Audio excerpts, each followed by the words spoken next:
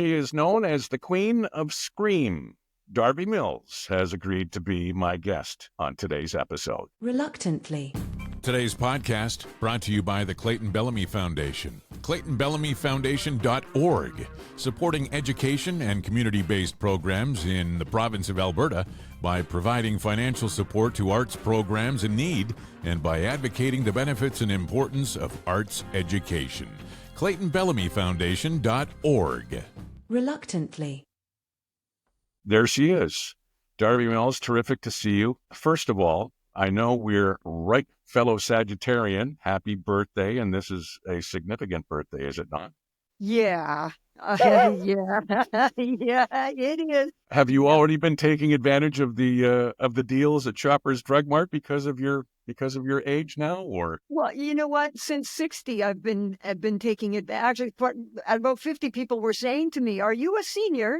Like, no, I'm not. Thank you very much. But yeah, it's 65 for me, and yeah, it's like, what happened? Where? What did I do wrong? Well, I don't think you did anything wrong. I've seen your routine. Like, for instance, I was going to ask you what your routine was this morning. We're talking early in the afternoon here on the day of recording. So what was your routine this morning? Yeah, I know you don't get up at the crack of the crack, but you're an active human being, and at the age that you are, mid-60s, it's great to see.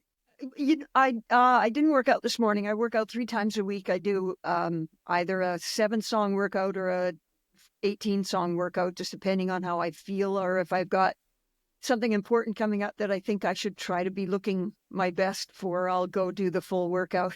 But 3 days a week I work out, and the rest of the time I sit at my computer, because that's pretty much what I do these days with this new thing I'm trying to get together for a deadline that we've already passed because of, life happens. I ended up having a crazy trip off to Niagara Falls about 2-3 weeks ago now, and it just screwed the timeline up for this other thing that I've been working on for years now, but seriously for the past 16 months. So that has been postponed. So I sit at my computer pretty much all the time now, which is so bad. My eyes I have to wear glasses all the time now. Going blind, getting old, doing all of the above is what's happening here. Yeah. Yeah, you're talking about all of this stuff about being old and going blind and sitting at your computer, but right behind you, there's an exercise ball. You can't fool me. I know you're still using it, and I know you're still in great shape. I'm doing okay. COVID really, really did a number. Even though I worked out right through COVID, I never stopped. As a matter of fact, I stepped it up during COVID because I was going crazy staying in my house. Yeah, since then I've kind of let the age sink in a little bit. Going, what are you doing this for? You don't have to. And that's the right side or the wrong side of my brain. And the other half of me is going, why not? You still can. I see so many people I went to school with and just my family and suffering from, knees and hips and heart attacks. And it's just like, keep going, keep doing what you're doing. And the other thing is that as much as I have to force myself to still work out, and I do, I feel so much better after I do. So if you can just keep that going through your brain, that it's like, you really do appreciate the endorphins and whatever else gets released after you work out. So don't fight it, just do it. And so, yeah. Well, and let's talk about that for a moment, because longevity in the business that you're in, a rock and roll business, is not something that it's something that can be unkind to people. And we see it with a lot of people who are still active in rock and roll today, but they're not active. I just thought it was worthy of mention, since you're around your 65th birthday and you're still kicking it. Still trying. Yeah. I haven't totally given up.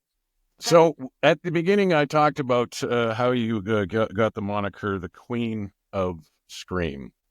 Early 20s, I guess you were, when you were first bestowed that. How did you feel when you got that sort of came out? Was it a magazine or was it a like an article or something like that? Or You know what? At the time, I can't remember at the time. It was the Vancouver magazine. That it wasn't the Queen of Scream, but it was something about the Scream Queen or uh-huh. something.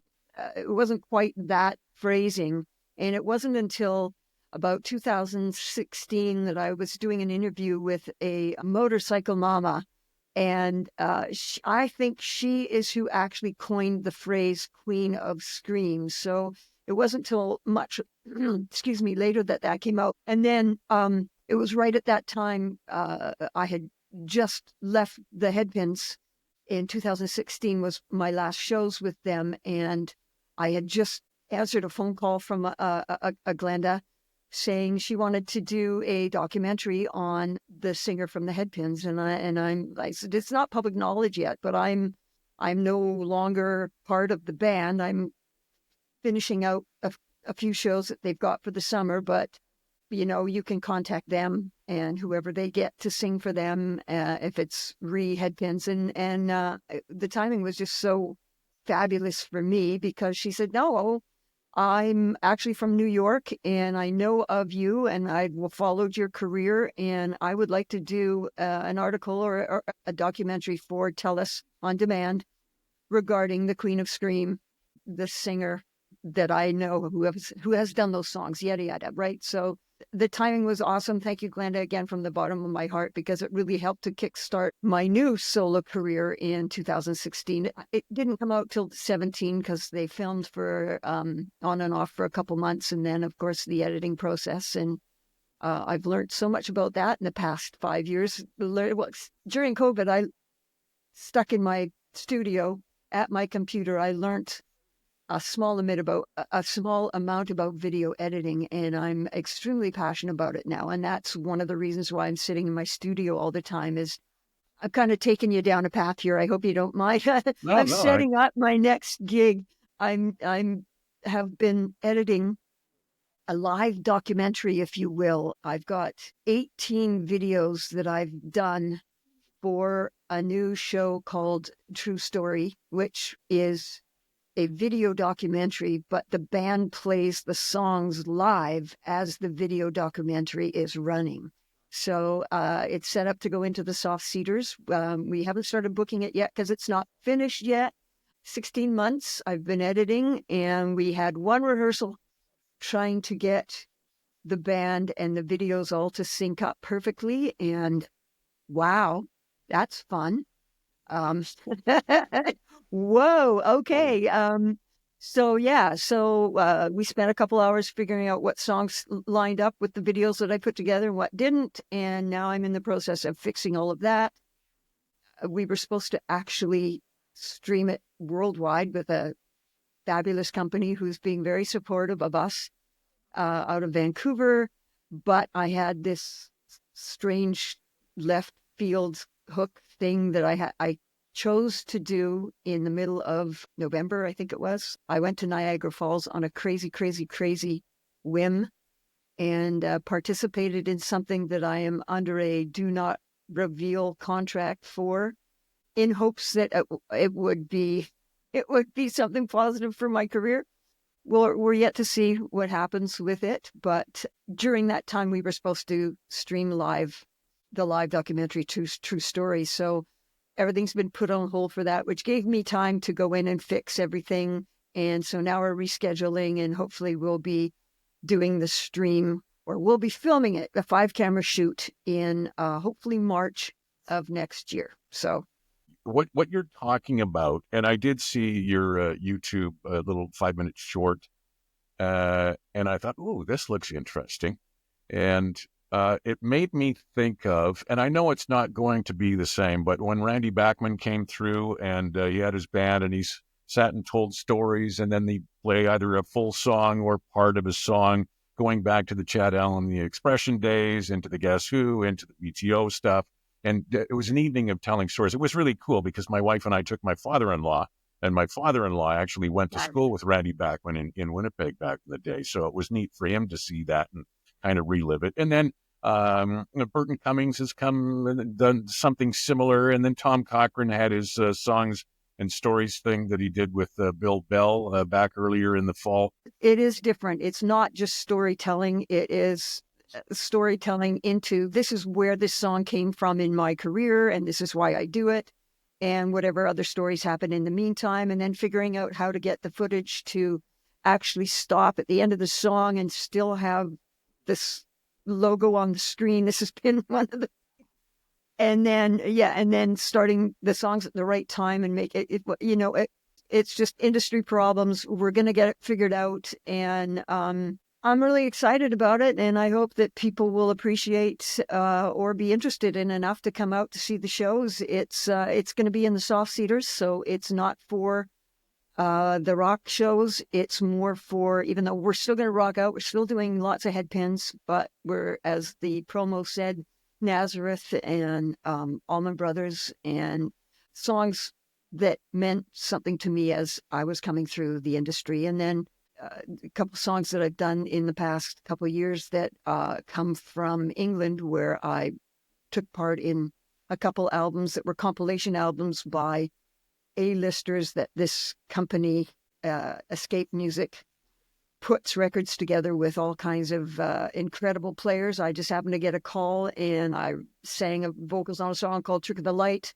And then the next album they did, they asked me to take part again. And I did a song called House of Shadows, which are just awesome classic rock, 80s rock sounding tunes. Too bad they didn't come out in the 80s, because I think they would have been very, very influential at the time. But anyway, so again, put two videos together for those, and I'm really proud of that. So yeah, mixing that in and then the solo stuff while telling the stories.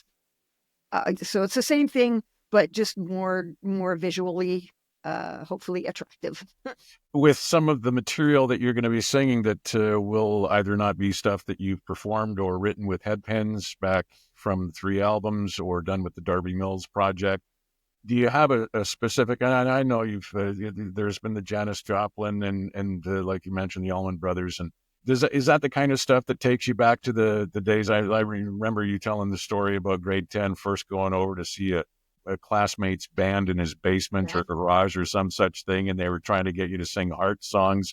Is that the stuff that, like, is it Whip and Post and Me and Bobby McGee or Try or something like that by Janis Joplin? All of that stuff that, still wants to come out of you? It kind of started back when I first decided that it was time to walk away from the stress of my former band. And I had just got to the point where I was getting sick, having to go on the road with them. It was extremely stressful. Was not getting along with people in the band. And it's like, you know what? I'd lost my mom. And about 6 months later, my husband basically died in our driveway. They broke 10 ribs doing compressions, getting him to, he had flatlined. And I just went, you know what? I am fighting so hard. Going out on the road literally makes me want to throw up. I'm like, well, what am I doing this for? So that's when I went, what am I in music for? What am I doing?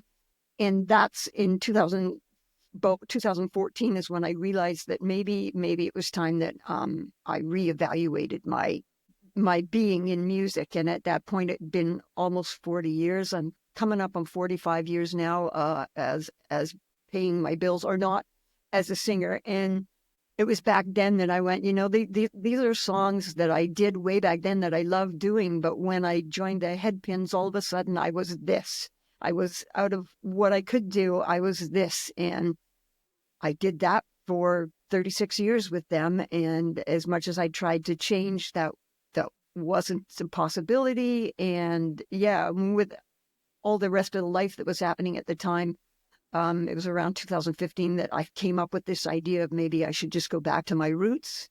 It just milled around until all the rest of that stuff happened. And then it's like, okay, now put your money where your mouth is, believe in yourself. Even though that's a really tough thing to do in this industry, you don't walk away from people with control and survive, not very well anyway. So it's been an interesting journey. And again, when Queen of Scream, the documentary came out, it was a huge boost in letting people know that just because I wasn't with that anymore. That was still what I could do and still part of what I wanted to do, but just not everything. That makes Right. sense. Yeah, sure. It makes sense. And there may also be the air of such a male-dominated industry, rock and roll music overall, like in general, for that matter. Did you find some female musicians or singers who were women that had the same level of success that you did, that you were able to lean on in certain circumstances? I mean, there's plenty of women who may have gone through some similar things to you that you could have taken from their experience, or they could take from your experience, or something like that. Was there any help there? I would venture to say that there isn't one woman out there that doesn't have a tale, a tale to tell. It's rampant, the industry, and I kudos to any woman that's gone out there and fought. And I guarantee you they fought to get to whatever position they are in. In the 80s, there were far less women than there are now. It goes through waves, of course, the Katy Perry and Rihanna era, 10 years there where the women were on top. That's what it was. Mind you, I came along way prior to that. So there were few in the industry. I did do a lot of touring with a handful of the women out of Canada, got to know most of them fairly well, but there was always an inherent sense of competition. I put a lot of that down to the very first time I was ever compared to one of them. It was a nasty comparison, which put me on edge for the rest of the time that I knew this particular woman because of what was said in this comparison, right? So whether that's my insecurities or just me being aware of the attempt to manipulate the narrative. But as we get older, everybody knows what's going on, and everybody's just fighting, in my opinion, for that little space that's available for women of my age in this industry. So, yeah. And it's an unfair judgment, maybe for lack of a better word, where people who look at the music industry have a different set of rules for what can happen to a man as he ages, be it ever so gracefully or not, compared to how a woman ages in the rock and roll industry. Fair?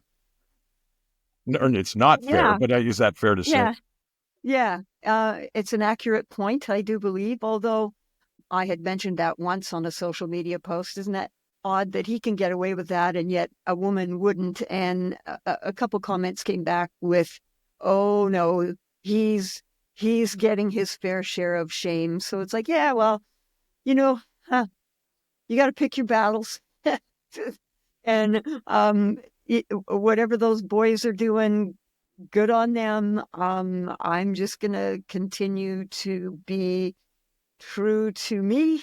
And I just love to sing. So if I can keep that up and continue to hopefully pay my way as a singer, I'm gonna keep trying. Believe it or not, as much information as you can find on the internet, there is not a ton of information out there about Darby Mills or the Headpins or all of the things. It's almost like there's been kind of a cloak, but that's keeping some details and some knowledge of you away from people, I suppose. But so I'm trying to figure out the timeline. Brian's heart attack that he had in your driveway. What was that in the 2000s, or was that before the turn of the century? I'm trying to piece it all together, because he was the band manager in the Headpins and then left basically because you were having a relationship with him and he was presented with an ultimatum and he chose you, right? Yeah, poor guy. I think it's a Yeah, good choice. yeah. Well, he's got me. No, that was in 2000. Oh my goodness, I think 2015 Okay, so it was more recent. when Okay. he had his heart attack. Yeah. I I have to bite my tongue on certain things. I know that of late I've been kind of spewing, to describe it in a poor way, just inside information coming out just because I'm fighting a battle in this industry. There's claims that I'm full of it and that it's not true, but I'm starting to capture and collect enough information, written and verbal. There's a action out there to hinder my progress in the industry. So, you can only bite your tongue and be scared of the boogeyman so much before you just say, well, you know what, maybe it's just time I put it out there. Maybe it's time I fought as hard as whatever. Anyway, so for information, the documentary, even though the 3 weeks that they filmed has a whole lot of information on it, Glenda so wisely chose to edit out all of that stuff. And I'm so glad, because the documentary now is just it's a positive 22-minute look into where my life was in 2016. So I'm grateful for that. But yeah, the information's out there. You just got to look in the right place or not. Or, what do I say? What do I not say? It's, yeah. The podcast you are listening to is brought to you by The Terry Evans Show with Pete Potipko on Edmonton's Classic Rock, K97. You can listen to it from 5 a.m. to 9 a.m. Monday through Friday at 97.3 on your FM dial in Edmonton. If you are outside of the Edmonton market, you can listen online at k97.ca and click Listen Live anytime from 5 till 9 a.m.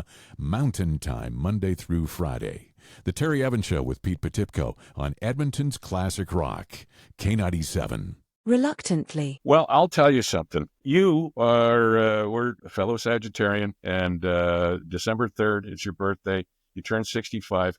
I will be 60 on December 14th, so I'm like 5 years behind you. And if I remember correctly, you joined the Headpins when you had just turned 21 or just turning 22 or somewhere in that area. So very, 20. very, Yeah. very early 20s. Yeah. So I remember, for me, let me tell you a story about the Headpins, because this is a story that will never escape my head. It will be forever ingrained, entrenched in my being. I grew up not far from where you are right now, in Creston, BC. I was 16 years old, and when you got the gig to be the lead singer of the Headpins and came out with Turn It Loud, I had a 1970 GMC long box stepside pickup. It was the worst piece of shit. I bought it for $300, but I may as well have been riding around in a Lincoln Town Car, right? At the time, I was 16 years old. That was basically my second vehicle, and I had a realistic tape deck and the two 6x9 speakers that I had mounted on either side of the cab, and Turn It Loud came up. It was released, and we went bananas at the Prince Charles Senior Secondary School in Creston, BC. You lived in Vernon, growing up in Vernon and Kamloops and that sort of thing, so you're very familiar. Back in the time, those were small towns. Vernon's still, it's charming and small town. But Creston, BC is still that town. And we used to cruise the Strip, whether it be at lunchtime during high school or on a Friday night, you cruise the Strip. We had one traffic light, and all of a sudden we got two more. It was so exciting because we could stop at the traffic light and open the windows and blast the music on our realistic stereos. And there I was with my brand new cassette of Turn It Loud by the Headpins, featuring Darby Mills and Too Loud McLeod, and the guitar just cranked through, and the come on, and then the scream. I would turn that thing. I still think that that's why I'm partially deaf in my left ear, because we would turn that up so loud in my truck, whether it was with me and my two buddies or me and my girlfriend at the time after I graduated. It didn't matter. We drove up and down the Strip in Creston, BC with the Headpins debut album cranked on that realistic stereo. It was the time of my life. And it's, you talk about music releasing endorphins, taking you on a journey somewhere. It's one thing for people to talk about classic rock being oldies music or something like that. But for the people who grew up when it was brand new and it's a part of their life, I just wanted you to know how important that was to me, how important you are to me and were to me. And the funny thing too is it wasn't long after that. Well, actually, before it came out, I had started working at the radio station in Creston, BC, and then ended up quitting so I could finish high school, then went to Lethbridge. And then I was playing your music when it was new, when I got to LA 107 in Lethbridge. I remember putting Feel My Body by the Headpins on and rolling it backwards because I knew it was backward masking. So I'd roll it backwards on the turntable and then let it go forwards so that it would West Mapu and that thing before it kicked in and to play on LA 107. I did all kinds of, like, the memories are there for the Headpins with you. So I just wanted to say thank you for that. And I know we've seen each other a bunch of times, most recently at the, 2021 Rock Fest out in the field with all the tables. But Right. you're so important to so many people, and me included. Thank you. Thank you. With the struggles that come along with the music industry, let's put them aside and talk about the things that you are most proud of that are not music related. Oh, I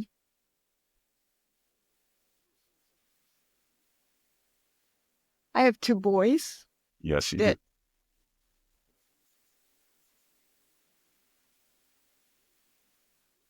put themselves through school, through university. Um,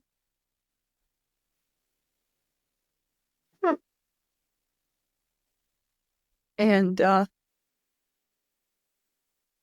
great kids. They've worked hard. They are well into their own fields. And you know, you can't beat that. Yeah, you just can't beat that. This is real. I mean, I appreciate this. And I think that, I saw a recent interview, you talking about being an empty nester. How old are Clayton and Parker now? Oh, wow. That's very good. Good for you. Clayton is just turned 31 and Parker will be 26. Yeah, they're grown men, but they're still our babies. And yeah, just awesome people and really, yeah, so lucky.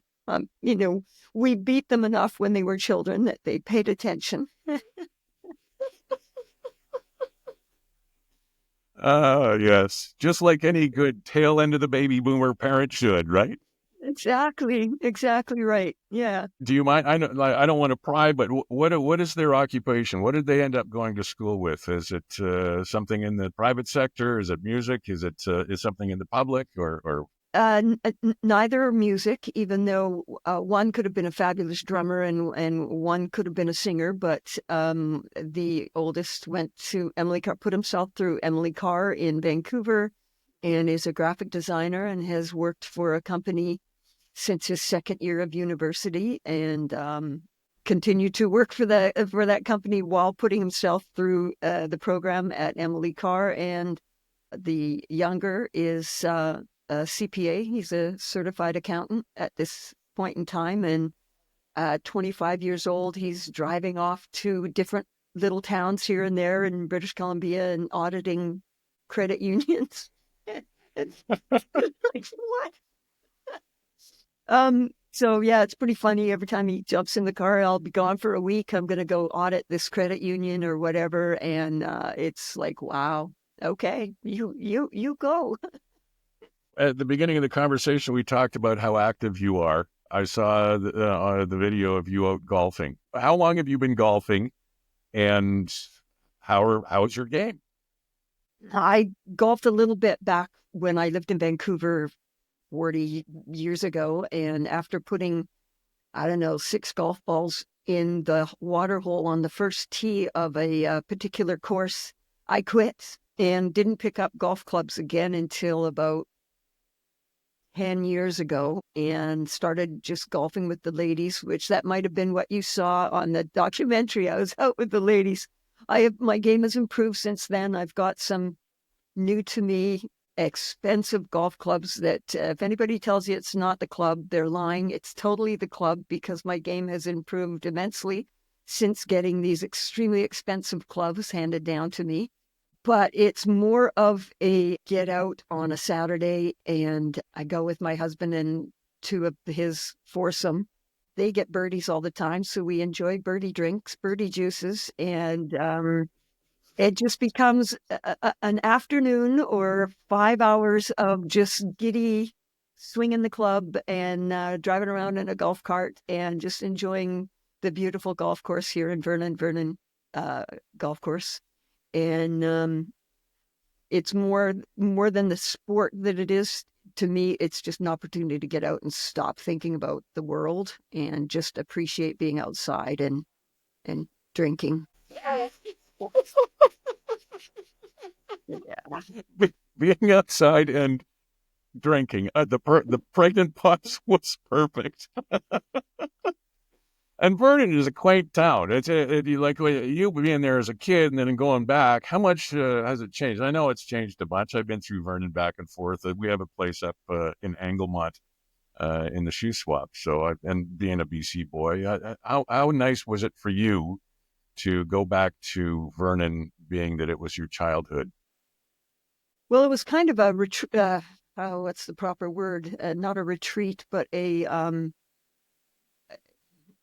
not giving up, but we're giving up. We had back in, we've been here for 28 years now, I think. So 29 years prior to that, my husband had started a trucking company called Custom Coach Cargo, which was long box 1-tons that he had divided down the middle, so half front, half back, and cut out the section that led to the windshield and put captain seats in and a movie projector theater, and the back was for storage, so bands could take all their gear and be in this truck. And because it was a 1-ton, anybody could drive it. You only needed a Class 5, I do believe, that to drive it. And it was great. We had taken it out with Headpins, Prism, and Jerry Doucette across Canada. And it was Canada Day in Thunder Bay, Brandon. And we had played the night before, and 48 hours later, we had a show in Edmonton. So it was quite the drive that we had to get to. And some of us got to fly, and the rest of the crew and unfortunately, the guitar players and the bass players type thing, they had to go in Custom Coach Cargo for that long drive. Well, we had got to Edmonton and woke up to a phone call that the truck didn't start. And because it was Canada Day, that day, none of the garages were open.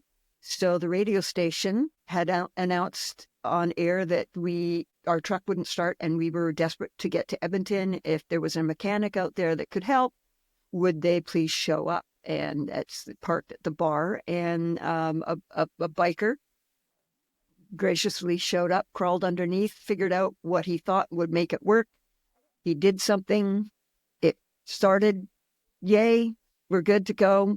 And 5 miles outside of Saskatoon, it burnt to the ground.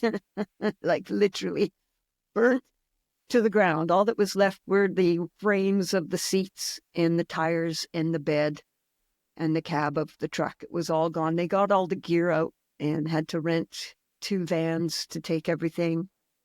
And because we didn't have it insured for fire, we lost everything. And basically we're in deep doo-doo right now. So it's time to put our tail between our legs and run home to Vernon, because my parents would babysit.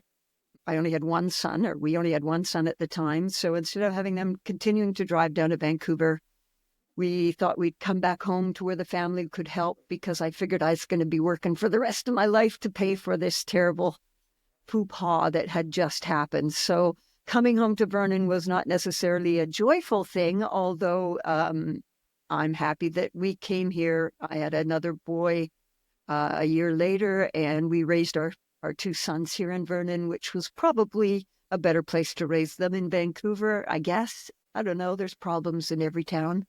especially these days. So, but they got a chance to grow up in a wonderful community and area where they could ski and swim on the same day. So, what was the question? Sorry. You've touched on all of it, so it's great. It's funny. Before we started recording, or maybe it was during the recording, I can't remember either.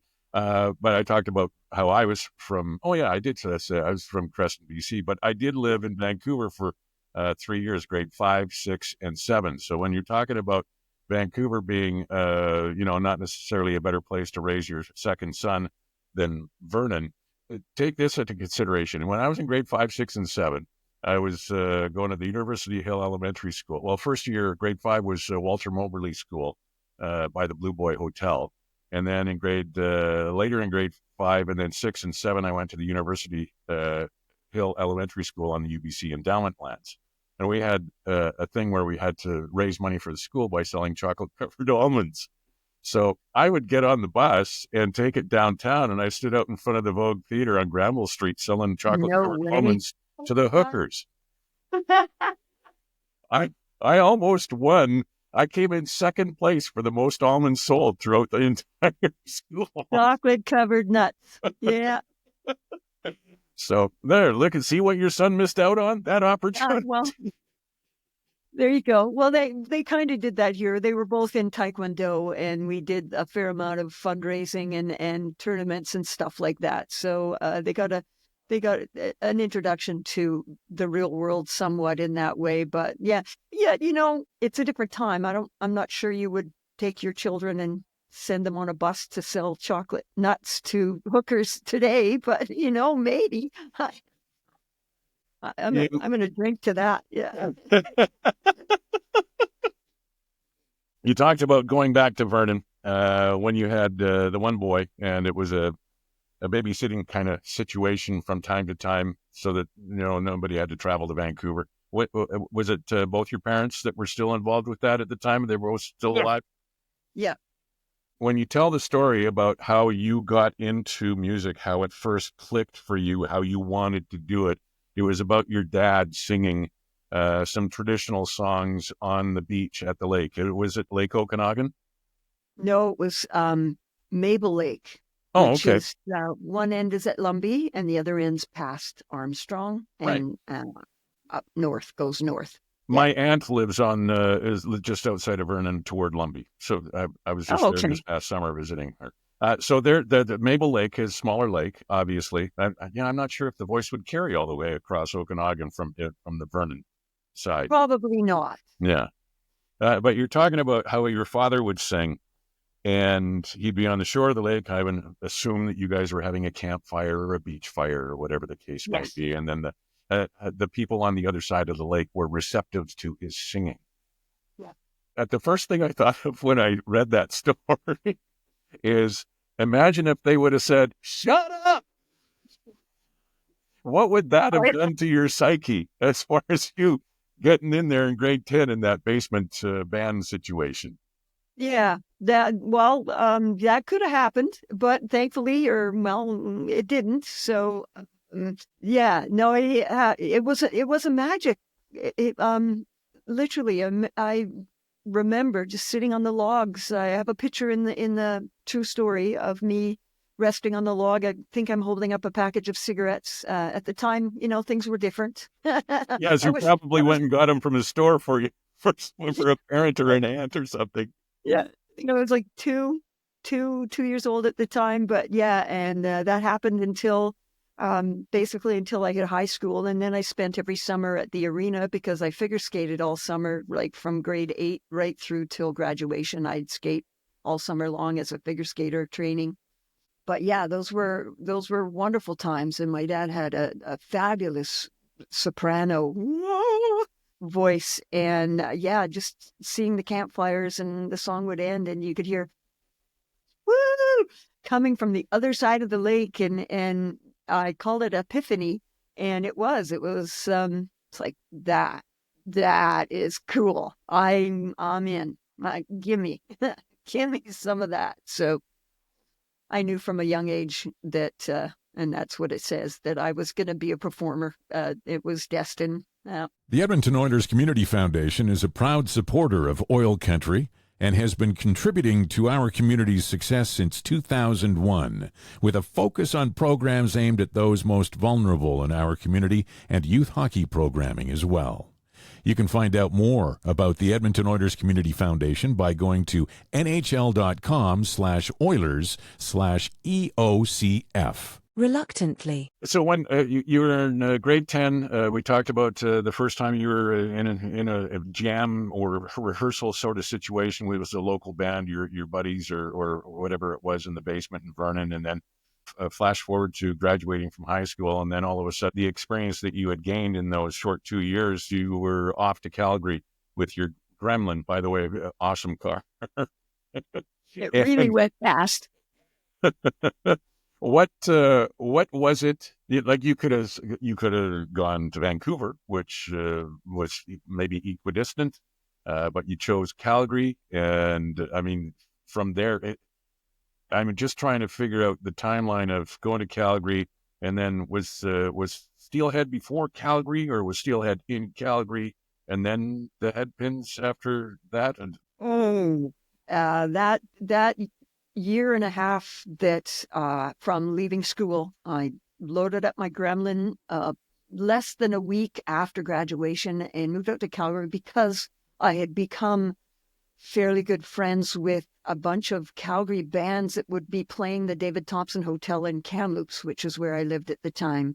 And I would sneak into the bar from grade 10 through to graduation. I was sneaking into the bar and getting up and jamming with whatever band would let me. And there was a band called Elder Dark, and Ed was the guitar player of that band. We became fairly close friends, and he offered me a bedroom to sleep in at his girlfriend's place if I moved out to Calgary. So that's how that came about. So I went out there and auditioned for a couple bands, got a gig, lost the gig, got an audition for a band in Vancouver, moved to Vancouver, got the gig, lost the gig, got an audition for a band in Calgary, went back to Calgary, got the gig, lost the gig.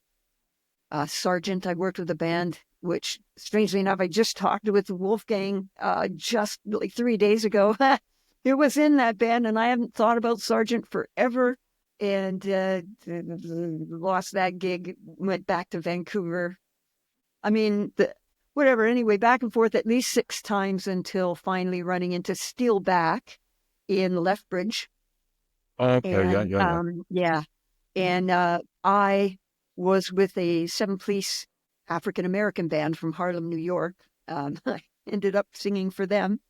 And Steelback was across the street. There was a nightclub and a rock bar, kitty corner to each other in Lethbridge, Alberta. Oh, yeah, you might remember. I can't remember their names. But anyway, their sets were off time.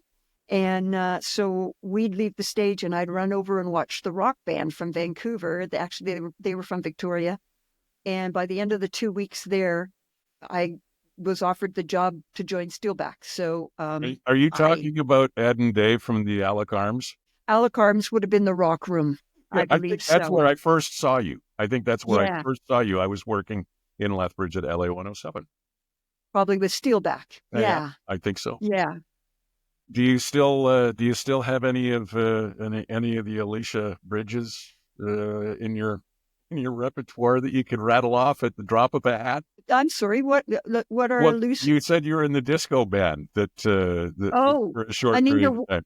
Anita Ward, You Can Ring My Bell, Donna Summers, Bad Girls, Earth, Wind and Fire stuff. And that was not the first disco band that I was in. I was also in a band one of the times that I went to Vancouver that it didn't last. I was with a band called Forecast that was all funk and congas and yada yada. I just couldn't memorize lyrics. I never could. And that always got me kicked out of the bands because I would be reading lyrics forever. So mind you, that was all happening in under a year and a half. So I think it was in 5, maybe 6 different bands in a year. So there was no doubt people saw something in me. They just gave up long before I could mature into something real. It But was a really fun time. you talk about that you're 18 months or whatever it is from leaving Vernon to Calgary, Vancouver, Lethbridge, Calgary, Vancouver, Lethbridge, all of the things. And then it wasn't long after that before you were across the United States of America and Europe and Japan. And you were all over the place. You were touring with Whitesnake and Yeah, Kiss and, running into people that you were probably just thinking, oh my God, I'm meeting Pete Townsend. How is this even possible? exactly. Yeah, it happened pretty fast. Pen and paper came at me pretty fast as well. Signed away my life more than once. But as the lawyer who represented me at the time, the first time I signed my life away, he said, "What are you going to do? Say no?" It's like, oh, I guess not. Okay. So, yeah, it's a crazy world. It's a crazy world. And now Brian is back in a management position. Correct me if I'm wrong, with the Darby Mills project, or Brian, your husband? Yeah, he's does all the business end of things. Uh, I don't know if I mentioned this earlier, but walking away from my former situation where the people that run that situation also run, it was a small little agency when I was taking part of it 36, 40 years ago, has grown into be a somewhat very influential agency. And when you walk away from something like that, you have to cut the ties or they're cut for you. Let's put it that way. And yeah, so we're independent in every sense of the word. I don't have an agency that I can work through. So, and that's on me because I walked. So yeah, we're our own little independent company doing what we can do, and it's interesting. And doing what you love. They say if you're doing what you love, you never work a day in your life. I know some days it seems, and it makes me sick to my stomach. I mean, Headpins with Darby Mills, the three albums in that were 6 so actually. well. The initial three albums that were such Yeah. a change to everybody. I mean, you think about it, you talk about the disco opportunities that you had, and it never ended up going somewhere. And so they ended up in a situation with Headpins. And if you're talking about the years that it happened, 82, 83, 85, 6, 85, 86, but those first three 85. albums, it was when Van Halen was into their second and third album. And it was when, maybe this disco thing isn't going to quite take it over. And it was having those powerful vocals cut through everything else at that particular time was welcome and wanted. For me, the Headpins is Darby Mills vocals. It always will be, right? Nothing else will change for me. And it makes me sick to my stomach that the things that you're going through, that you're being selective with your wording. And I can completely understand that. This conversation wasn't trying to shoehorn anything out of you that you didn't want to say or anything like that.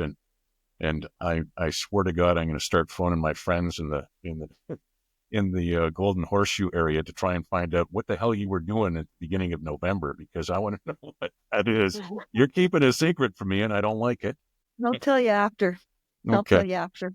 And then the everything that's going to happen with the true stories that you're working on sounds like it's going to be an amazing project and something that people will want to see. Because I honestly believe, as we sit here talking to each other, that there is more interest in classic rock. And I know when you made it, it wasn't classic rock. It was just rock and roll. But I think there's more interest now in classic rock than there ever has been. And unfortunately, it's because we're starting to lose more and more of people who made it. So when we talked at the beginning of this episode about how you're taking care of yourself, I am very grateful for that. Because like I said, Darby Mills to me and the Headpins, that's what I hear. And that's how it all comes together in my head. Yeah, well, thank you. And yeah, the opportunity to the DMP, the Darby Mills Project, is it's going to be morphing into True Story. That's because of this situation that we're in. And True Story, we need a screen. to run all the video work and then the film work. And so that means taking it into contained houses, soft seaters, as I would call them, which is the performing arts centers and stuff, which there isn't an agency that can say you can't book this person, you can't book that, this, that, whatever. They can't control the narrative there because you buy the room. Right. They don't pay you to come in. You come in and say, what does it cost? How much for this? How much for the lights, sound, la, la, la. We'll put that money up. We want the room for this night or whatever. So it's you're your own promoter. You are your own entity going in. So that is a perfect situation because as you, no disrespect, soon to be 60, the people that feel hopefully the way you do about the years that I spent in the industry are our age, and they want to go see a show at 7:30, and they want to be home in bed by 10:30. And, going out to those dusty outdoor shows are slowly becoming, maybe I've had enough of that. So I think that due to the fact that we can promote ourselves, go in, buy the rooms, this is where I will see a future, hopefully for me. And hopefully there's enough people that feel, as you have expressed, interested in not only seeing the person that sang those songs originally, but hearing about the stories and how that career evolved and revolved and is still doing what they can 45 years in. Yeah. Has Brian still got his shop where he can re-grip my golf clubs? I need new grips in my golf. That was Strictly Golf. He would go down and work at Strictly Golf a couple days a week and do that down there. He's not doing that anymore, but he could probably redo your grips. He's done mine, so yeah.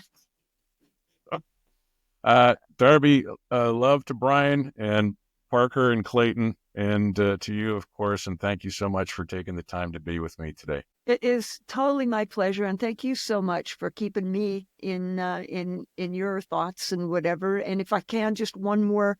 I've also, in the time, realizing how little classic rock acts do get to work in the past 5 or 6 years, I put a local project together with Dennis Marshenko, he played with Katie Lang. He was the first bass player in Loverboy. He's played with Colin James for years. He's local now.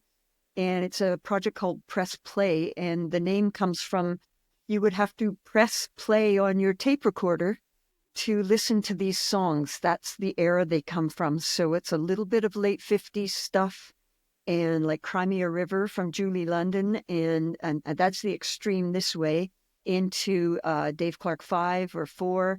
And just songs like Stormy and Spooky.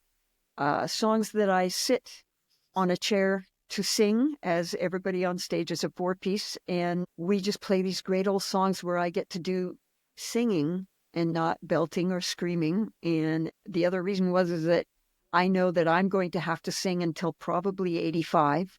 So these songs, I'll be able to sing till that age. And I literally just, every time we rehearse or play, we just did an album release party a month ago, the week before I went to Niagara Falls.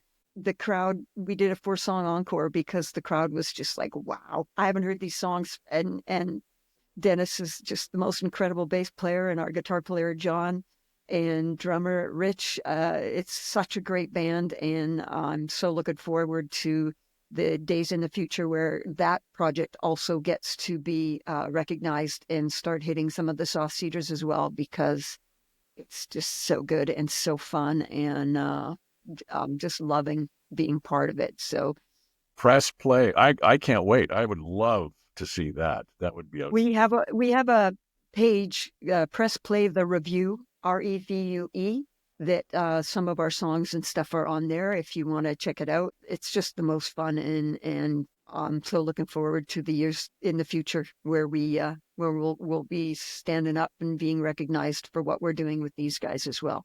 Awesome. Happy birthday and Merry Christmas. And yeah. Thank you again.